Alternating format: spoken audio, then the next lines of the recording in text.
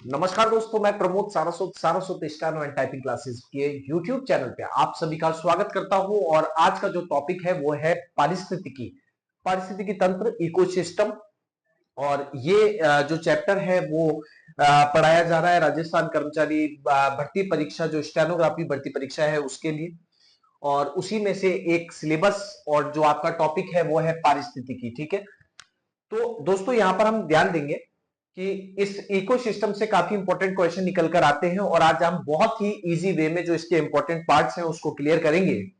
तो पहली बात तो ये कि जो पारिस्थितिकी है उसको क्या कहते हैं, इकोलॉजी कहते हैं, जो कि ग्रीक भाषा ओकियोस और लोगोस से लिया गया है। ओकियोस मतलब क्या होता है, रहने का स्थान, और स्टडी का मतलब जो लोगोस है वो क्या हो गया, अध्ययन। मतलब रहने के स्थान का अध्ययन क्या कहलाता था, इकोलॉजी कहलाता है। तो इस शब्द का, जो इकोलॉजी शब्द है, उसका सर्वप्रथम प्रयोग किसने किया, अर्नेस्ट हैकेल ने किया। और कब किया था, 1869 में। आपको अर्नेस्ट हैकेल का नाम याद रखना है, जिन्होंने किसका, इकोलॉजी का। यहां पर विशेष ध्यान दीजिएगा जो मैं बोल रहा हूं उस चीज का। अच्छा, यहां पे नोट्स की आपको कोई टेंशन लेने की आवश्यकता नहीं है। नोट्स जो है वो आपको एज इट इज, ये जो प्रिंटेबल जो आप मेरे पीछे प्रिंट देख रहे हैं, ये आपको हमारे टेलीग्राम चैनल पर मिल जाएगा। टेलीग्राम चैनल का जो लिंक है वो बायो में दिया हुआ है, नीचे डिस्क्रिप्शन पे दिया हुआ है। वहां से आप इसका जो टेलीग्राम है वहां से इसकी पूरी पीडीएफ ले सकते हैं, तो आपको कोई भी चीज उतारने की नीड नहीं है। चलिए, तो यहां पर देखिए, इसका इकोलॉजी का अर्थ क्या हो गया, रहने के स्थान का अध्ययन। तो पारिस्थितिकी क्या होता है, जीव विज्ञान की एक शाखा है जिसके अंदर जीव समुदाय, जो जीवों का ग्रुप है, तथा उनके भौतिक पर्यावरण के मध्य पारस्परिक संबंधों का अध्ययन किया जाता है। तो ये पारिस्थितिकी हो गया दोस्तों। और परितंत्र क्या होता है, अब उसके बारे में बात कर लेते हैं। तो पारिस्थितिकी जो तंत्र है, इको सिस्टम, इकोलॉजी पे हमने बात की, अब इकोसिस्टम की हम बात कर रहे हैं। तो इकोसिस्टम को शब्द का प्रथम बार प्रयोग किसने किया, ए जी टांसले ने। और कब किया, 1935 के अंदर। ठीक है, तो पारिस्थितिकी तंत्र जब अपन पढ़ते हैं तो पारिस्थितिकी तंत्र वातावरण के जैविक और अजैविक घटकों की अतः क्रिया से विकसित तंत्र होता है। मतलब जहां हम रह रहे हैं उसी को हम क्या कहते हैं, पारिस्थितिकी इकोसिस्टम कहते हैं। अब आप समझिए, जीव एक तो होता है कौन सा, जैविक और अजैविक। जैविक क्या है, जिसमें पेड़ पौधे आ जाते हैं और जीव जंतु आ जाते हैं, वो जैविक है। और अजैविक क्या है, जिसमें आर्द्रता आती है, सूर्य की रोशनी आती है, चट्टान आती है, जल आता है, पानी, पत्थर, सब मिट्टी, आर्द्रता, और ये सब जो चीजें आती है वो अजैविक में आती है।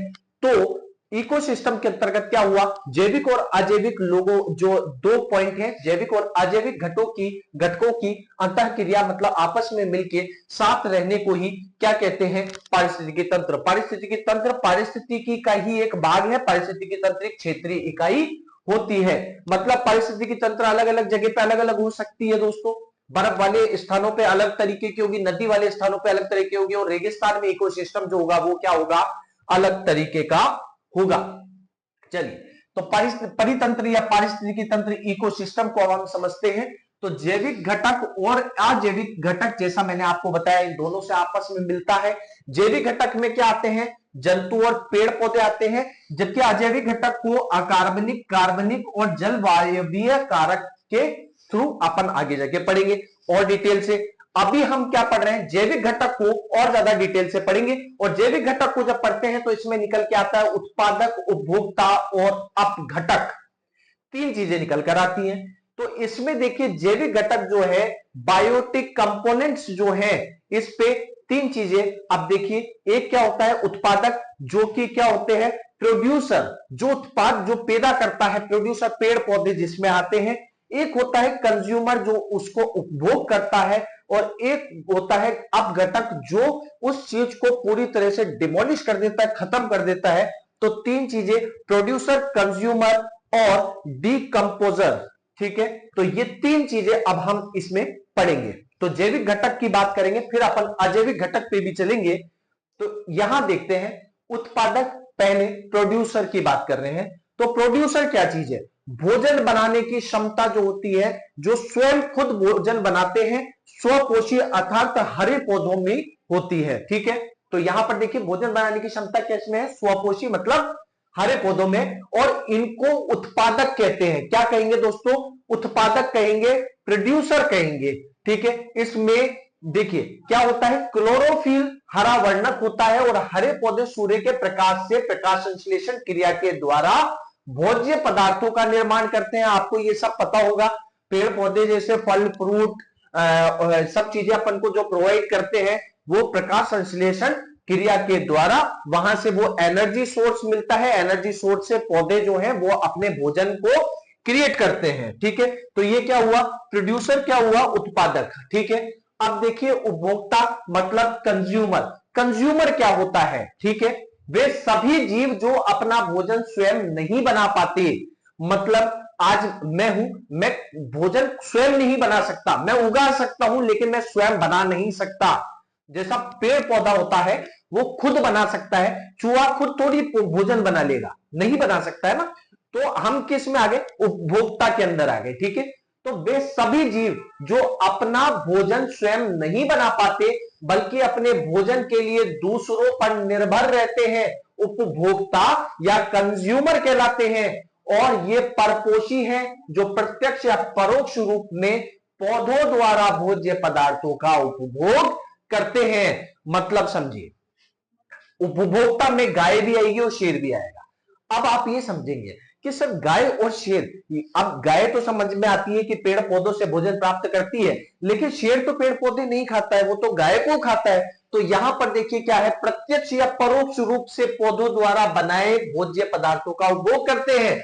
मतलब गाय ने पेड़ पौधों को खाया और उस अब गाय को भी तो एनर्जी जो है वो किससे मिली है, भोज्य किससे मिला है, उपभोक्ता से, और उसके बाद उसने खाया। तो ये भी क्या हुआ, प्रत्यक्ष या अप्रत्यक्ष रूप से डिपेंड किस पे करा, अगर पेड़ पौधे नहीं होते तो गाय नहीं होती, और गाय नहीं होती तो शेर को भोजन नहीं मिलता, या जो भी जीव जंतु होते हैं उसको भोजन नहीं मिलता।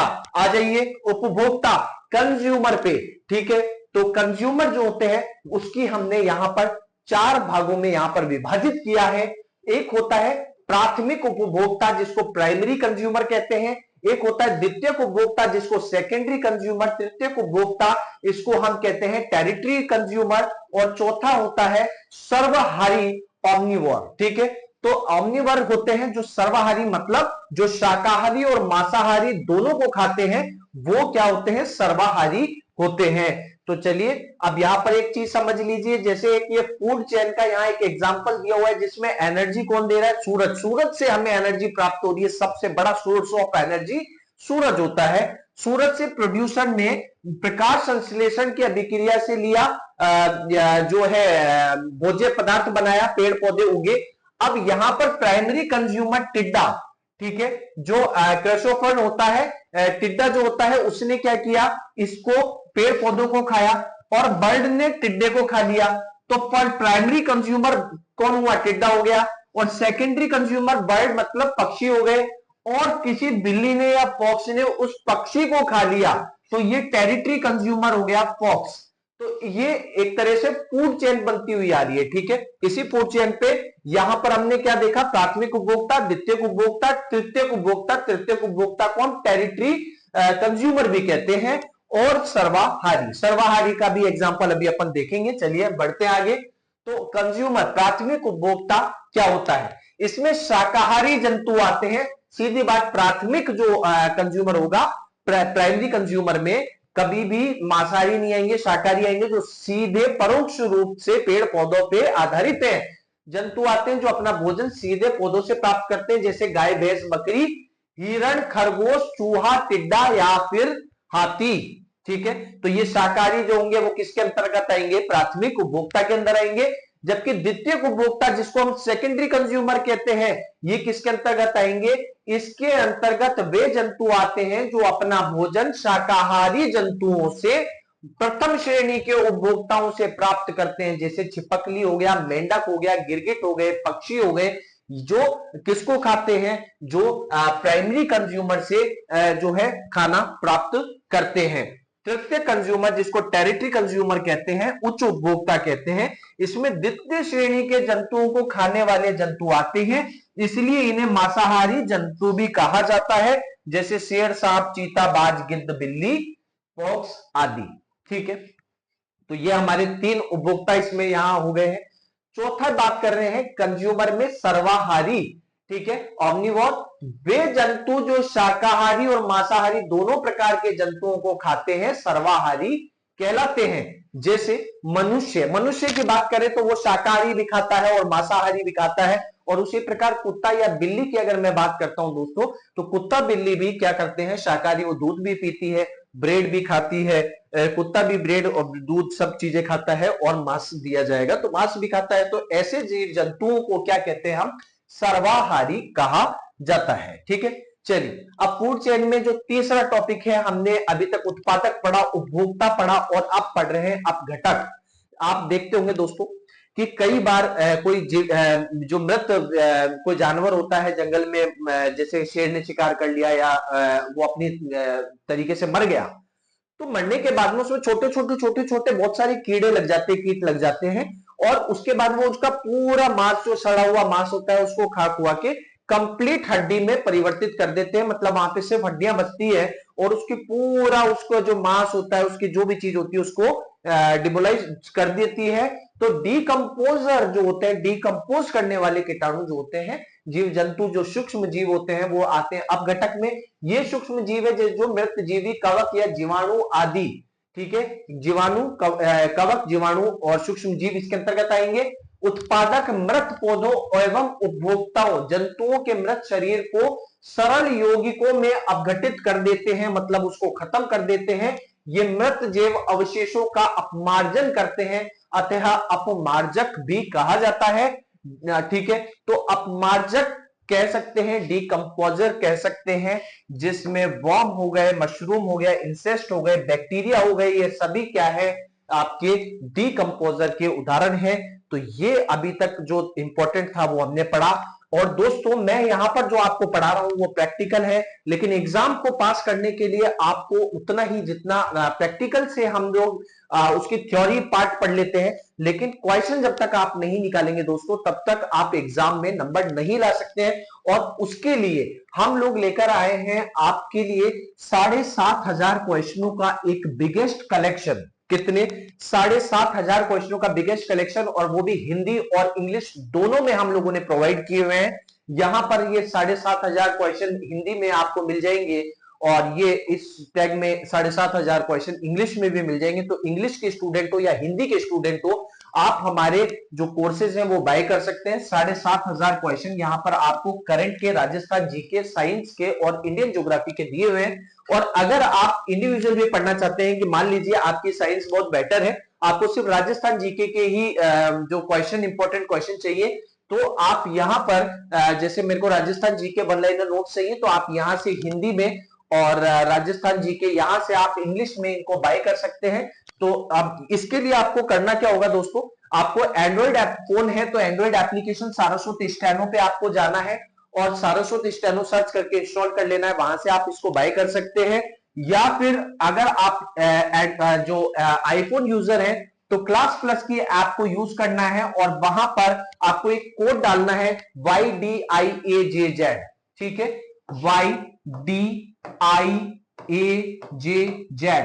स्मॉल हो या कैपिटल हो, आपको ये कोड डाल देना है। और कोड डालने के बाद में आपका जो आईफोन है वो भी इसको जो है अपनी जो क्लास ऐप है वो चालू हो जाएगी, और यहां से आप अपने जो कोर्सेज हैं और उसके इंपॉर्टेंट क्वेश्चन है वो आपको प्राप्त हो जाएंगे। आप उनको तैयार करिए। चलिए आगे बढ़ते हैं। तो पारिस्थितिकी तंत्र के जो घटक हैं, अब हम बात करने जा रहे हैं कि हमने जैविक घटकों के बारे में तो यहां पर पढ़ लिया है, अब हम बात करेंगे अजैविक घटक। ठीक है, अब बायोटिक जो कंपोनेंट्स है, अब उसके बारे में हम बात कर रहे हैं। तो पहली तो देखिए, जलवायवीय या भौतिक घटक होते हैं, एक अकार्बनिक घटक होते हैं और एक कार्बनिक घटक होते हैं। तो देखिए कार्बनिक घटक में तो क्या आ गया, कार्बोहाइड्रेट, प्रोटीन, वसा और ये सब चीजें आ जाती हैं। जबकि अकार्बनिक घटक में जल, मृदा, गैस, खनिज और चट्टान आएंगे। जलवायवीय या भौतिक घटक की अगर मैं बात करूंगा तो वायु, तापमान, प्रकाश, दाब और आर्द्रता इसके अंतर्गत आती है। क्वेश्चन जो एग्जाम की दृष्टि से इंपॉर्टेंट होता है वो ये रहता है, उत्पादक के यहाँ पर अपन ने इनको पढ़ी लिया है। उत्पादक जो पेड़ पौधे होते हैं, उपभोक्ता जीव जंतु होते हैं, और अपघटक क्या हो गए, सूक्ष्म जीव हो गए, इसके बारे में। और यही एक इंपॉर्टेंट पार्ट है, बस आप इतना सा इसको देख लीजिए। अगर कोई इंपॉर्टेंट क्वेश्चन आ भी जाता है तो वो इसमें से आएगा कि अजैविक घटक में कार्बनिक घटक कौन से होते हैं, तो इनमें से ऑप्शंस जो होंगे वो आप चूज कर सकते हैं। ठीक है, इससे ज्यादा इसमें कोई इंपॉर्टेंट अजैविक घटक के अंदर नहीं होता है।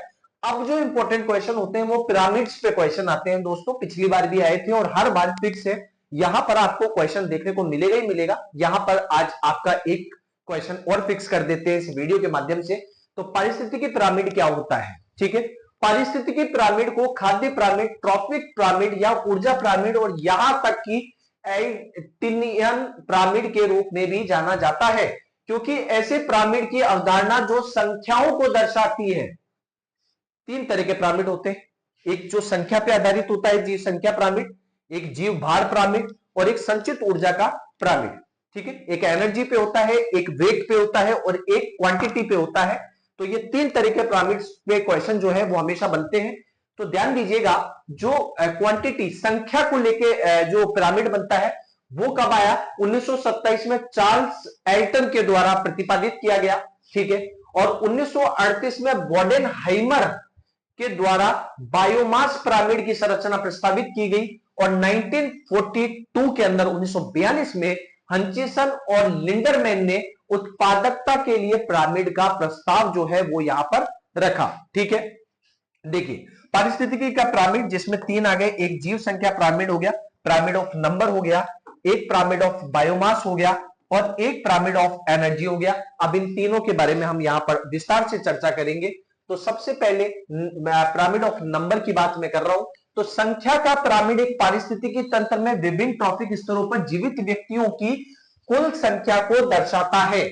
ठीक है, जीवित व्यक्तियों की कुल संख्या को दर्शाएगा, कौन दर्शाता है? संख्याओं का पिरामिड। उत्पादक इस पिरामिड में सबसे निचले स्तर पे और शीर्षमाचारी सबसे ऊंचे स्तर पर होते हैं। देखिए सीधी बात समझिए, जब भी हम घास स्थलीय जीव संख्या पिरामिड की बात करेंगे, pyramid of number on grass land की अगर मैं बात करूंगा, तो सबसे ज्यादा यहां पर क्या होंगे दोस्तों? उत्पादक होंगे। उत्पादक को सीधी बातें, जो पेड़ पौधे घास होगी वो सबसे ज्यादा होगी। उसको खाने वाले जो जंतु होंगे, जो प्राइमरी उपभोक्ता कंज्यूमर है, वो उससे कम होंगे।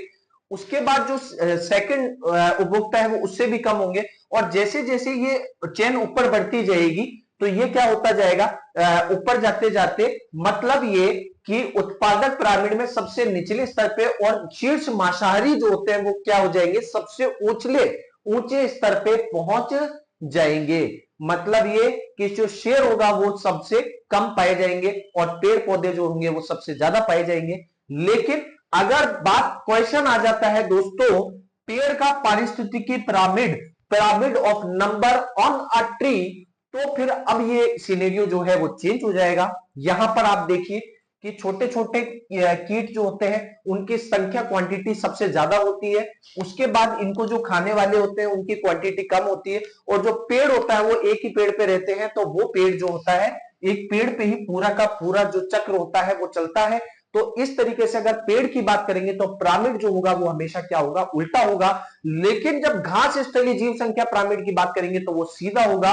और पेड़ का पारिस्थितिकी मतलब नंबर ऑफ ट्री, पेड़ की जो पारिस्थितिकी पिरामिड की संख्या के पारिस्थितिकी पिरामिड की बात करेंगे तो वो क्या हो जाएगा? हमेशा उल्टा होगा, हमेशा याद रखना।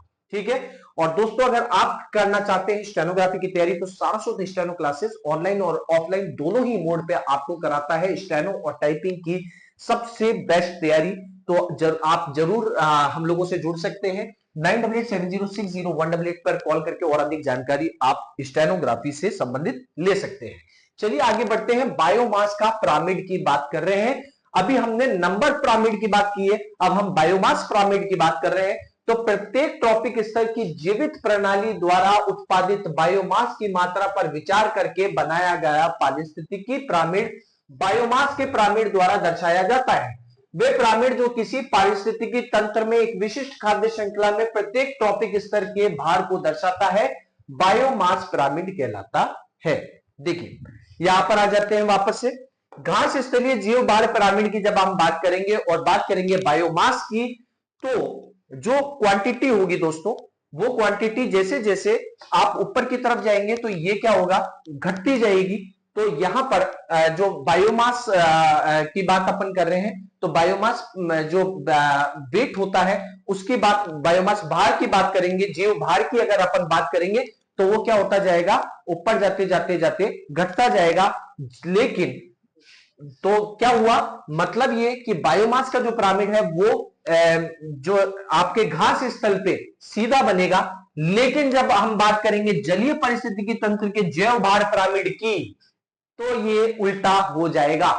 क्या हो जाएगा, उल्टा हो जाएगा। मतलब जो शैवाल और ये सब बहुत कम होंगे, उसके बाद मछलियां, और जैव भार में जो बड़ी मछलियां होगी उनका जैव भार जो है वो सबसे अधिक होगा। तो ये क्या हो जाएगा, उल्टा हो जाएगा।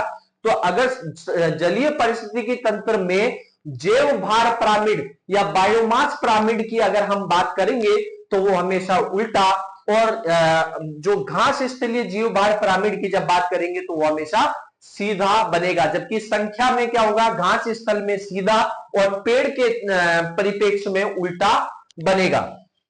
आगे बढ़ते हैं, ऊर्जा का पिरामिड, ठीक है, पिरामिड ऑफ एनर्जी की बात कर रहे हैं। एक टॉपिक स्तर से दूसरे टॉपिक स्तर तक ऊर्जा के प्रवाह को निर्धारित करके जो पारिस्थितिकी पिरामिड बनता है उसे ऊर्जा का पिरामिड कहते हैं।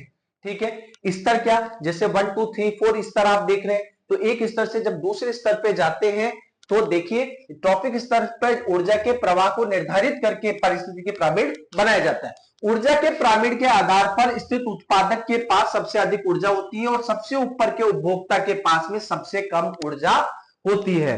देखिए ये क्या चीज है, लिंडमैन का 10% विनिमयम कानून द्वारा इंगित किया जाता है। मतलब लिंडरमैन ने यहां पर यह बताया था कि जब भी जो एनर्जी होती है, ऊर्जा होती है, वो एक चरण से दूसरे चरण में जाती है तो सिर्फ अपना 10% एनर्जी उसको देती है, 90% एनर्जी जो है वो स्वतंत्र हो जाती है, मुक्त हो जाती है।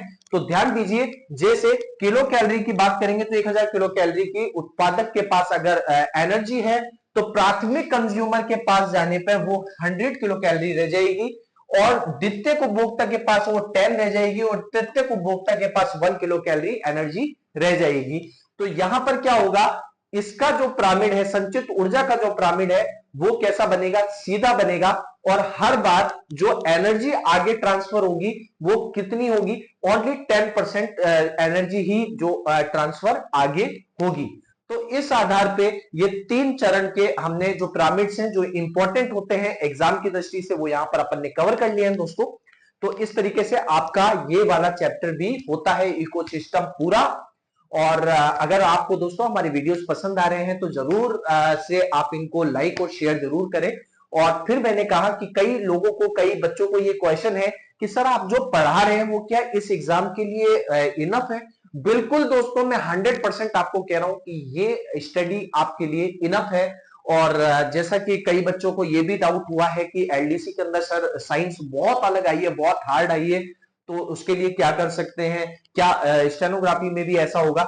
स्टेनोग्राफी के पेपर को दोस्तों पहले ही हार्ड कर दिया गया है, अब 80% का मिनिमम क्राइटेरिया आपको स्टेनो में कर दिया गया है। तो बोर्ड इस भर्ती में इस तरह की कोई भी गलती नहीं करेगा कि वो उस पेपर को हार्ड बनाएगा। लॉजिकली बात है, अगर स्टेनोग्राफर लेने हैं तो उनको ये जो पेपर है वो एक तरीके से इस लेवल पे ले जाके नहीं दिया जाएगा, पहली बात। ठीक है, 15 गुना बच्चे यहां पर पास किए जाएंगे, कोई ऐसे घबराने वाली बात नहीं है। आप, हाँ, अब आप ये कहेंगे कि सर ये मोर देन इनफ है क्या, मोर देन इनफ, देखो ये सब मोर देन इनफ नहीं है, ये आपका थ्योरिकल पार्ट है जो आपको सपोर्ट करता है उस चैप्टर को क्लियर समझने में। मान लीजिए क्वेश्चन आ गया तो क्वेश्चन आप समझ ही नहीं पाओगे तो रट कैसे पाओगे। तो ये आपके सारे के सारे जो डाउट्स होते हैं वो क्लियर करता है, आपके लिए एक रास्ता साफ करता है। अब आपके लिए इंपॉर्टेंट है क्वेश्चन पढ़ना। ठीक है, तो क्वेश्चन पढ़ना तो कंपलसरी है ही है, और इसके लिए आप यहां पर हमारी एंड्रॉइड एप्लीकेशन पे जाके अपने जो कोर्सेज हैं वो बाय कर सकते हैं, बहुत ही मिनिमम रेट्स रखी गई हैं।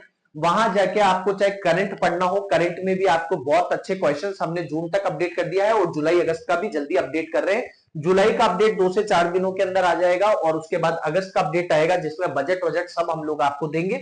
और मैं गारंटी दे रहा हूं कि करंट उसके बाहर से आपकी नहीं आएगी, आप यहां पे पढ़ लेंगे, वो मोर देन इनफ होगा। ठीक है, तो यहां से आप अपनी तैयारी जरूर करें। लास्ट में मैराथन क्लासेस भी लूंगा जिसमें मैं सारे के सारे इंपॉर्टेंट क्वेश्चन आपके यूट्यूब पे कवर करवाऊंगा, ये मेरी गारंटी है। और जहां तक हमारी कोशिश रहेगी, मैंने फिर कहा 90% की कोशिश है मेरी, आपको अगर आप मेरे अकॉर्डिंग चलेंगे आपको 180 नंबर मैं आपके कवर जरूर करवाऊंगा। और तो दोस्तों, उम्मीद करता हूं आपको हमारे वीडियो पसंद आ रहे हैं। चलिए मिलते हैं अगले वीडियो में, तब तक के लिए नमस्कार।